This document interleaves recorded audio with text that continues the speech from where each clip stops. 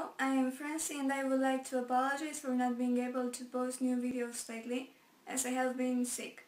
But the nice part of being sick is that I did not have to go to school and I had plenty of time to read more World of Warcraft books and to really think about their complexity. And I decided to create a new video playlist where I would discuss some more or less important details that I have noticed in those books with you. Today I'm going to approach the subject of death. I'm going to make a top of the 5 deaths that have had the greatest impact on me so far. Now the 5th death was Anvina. If you had read the Sunwell Trilogy, you know who I'm talking about. When she actually died, I didn't feel that bad, mainly because I didn't understand much of what was going on in that manga. But in time, I had read The War of Tides by Christy Golden, and I have seen the development of Kelagos after she died, and it broke my heart in time. And then I read Night of the Dragon, and she had that. At some point, she came and helped him, and she let him know that she will always be there for him. That was really beautiful and really sad in the same time. Now, the 4th saddest death is probably Adela's Blackmore. No, I'm just kidding, I really wish I could have seen your face. But no, we're talking about Christy Golden's book, Lord of the Class, and you know the character of Sarita.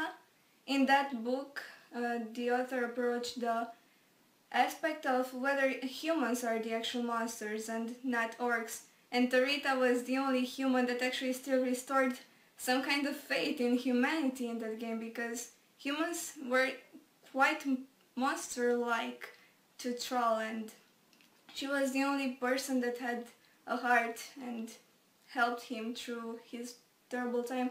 And the way that Adelas showed Troll that she died was just so harsh, and Christy Golden is really amazing with getting all the feelings out of the readers.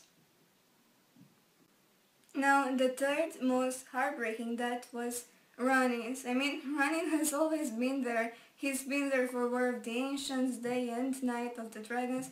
He has always been there to help everyone, and I cannot see a world without Ronin. And I think the 2 most tragic aspects of his death is mainly the fact that he has a wife and 2 twin sons, and it's terrible that they need him and his gun. And another very harsh aspect is that he gave her his life in order to save Jaina, in order to keep her safe, so that she can become the next leader of Kirintor, and Jaina is always going to live with the burden that in order for her to live, Ronin had to sacrifice himself, and a lot of people had to suffer because of this. And it's amazingly painful for readers as well, because I'm pretty sure that you loved him just as much. The 2nd saddest death was Broxigar's, in my opinion.